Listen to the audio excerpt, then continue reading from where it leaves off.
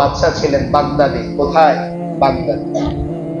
তো ওনার যিনি উজিরে খাস ছিলেন, মুশিরে খাস মানে বাদশার উপদেষ্টা, প্রধানমন্ত্রীর একজন উপদেষ্টা থাকে, তো ওনার উপদেষ্টা যিনি, তিনি হঠাৎ করে একদিন না বলেই চাকরি ছেড়ে দিলেন। ভালো বেতন তার, ভাতা ভালো, সরকারি বিভিন্ন সুবিধা, কিন্তু হঠাৎ চাকরি ছেড়ে তিনি জঙ্গলে চলে গেলেন। বাদশা তার খোঁজ নিলেন, কোথাও পেলেন না। এরপর একদিন বাদশা যখন শিকারে বের হলেন, তো জঙ্গলের মাঝখানে দেখলেন যে তার ওই উজিরে খাস যিনি, প্রধান উপদেষ্টা যিনি, তিনি ওখানে বসে বসে তসবিহ জপতেছেন। কি জপতেছেন? সুবহানাল্লাহ, সুবহানাল্লাহ, সুবহানাল্লাহ। বাদশা অত্যন্ত তাচ্ছিল্যের স্বরে তাকে জিজ্ঞেস করলেন, এত দামি চাকরি ছেড়ে এখানে বসে বসে কার নাম জপো? এত দামি চাকরি ছেড়ে এখানে বসে বসে কার নাম জপো? তুমি যেই নাম বলতেছো এই নামের মানুষ তো আমি চিনি না। বাদশা সে মুসলমান ছিল। তখন ওই উজির বলতেছে, বাদশা মহোদয়, আপনি কি শুনতে চান আমি কার জন্য আপনার চাকরি ছেড়ে দিয়েছি? বাদশা বলেন, অবশ্যই, আমার চাইতেও প্রভাবশালী কোনো বাদশা বাগদাদে আছে বলো থাকলে, আমার চাইতেও বেশি বিত্তবান কেউ কি আছে বলো থাকলে। তখন ওই উজিরে খাস 5টা উত্তর দিয়েছেন। কয়টা? 5টা। এই 5টা আমরা মিলাব, তাহলে আল্লাহকে ডাকতে সহজ হবে। বাদশা বললেন, বলো কেন আমার চাকরি ছেড়েছ?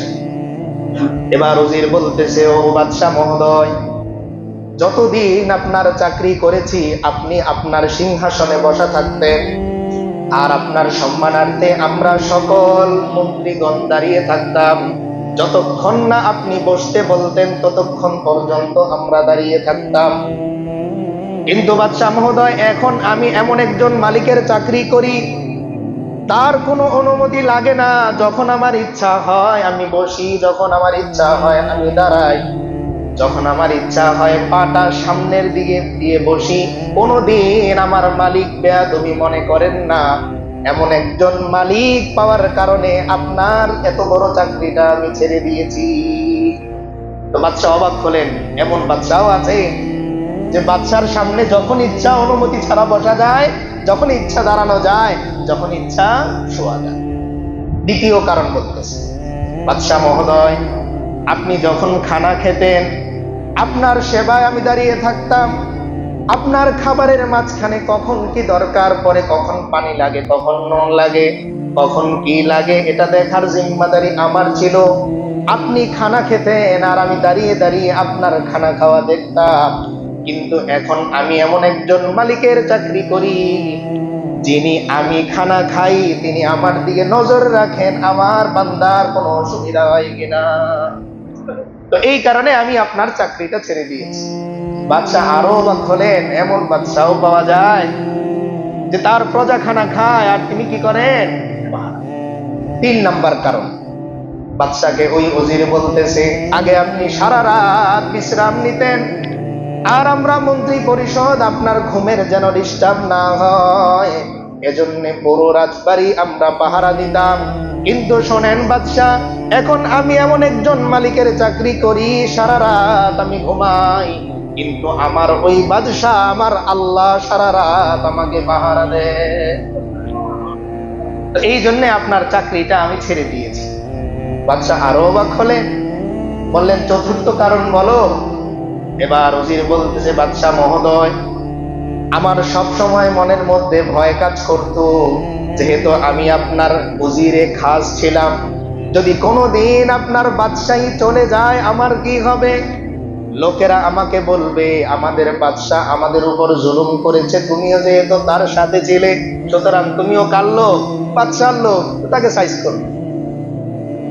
তখন উজির বলতেছে, এখন আমি এমন একজন মালিকের চাকরি করি যিনি হচ্ছেন হাইয়ুল কাইয়ুম, তিনি চিরঞ্জীব, চিরস্থায়ী, তার ক্ষমতা আজীবন স্থায়ী, কোনোদিন আমার চাকরি যাওয়ার সম্ভাবনা নাই।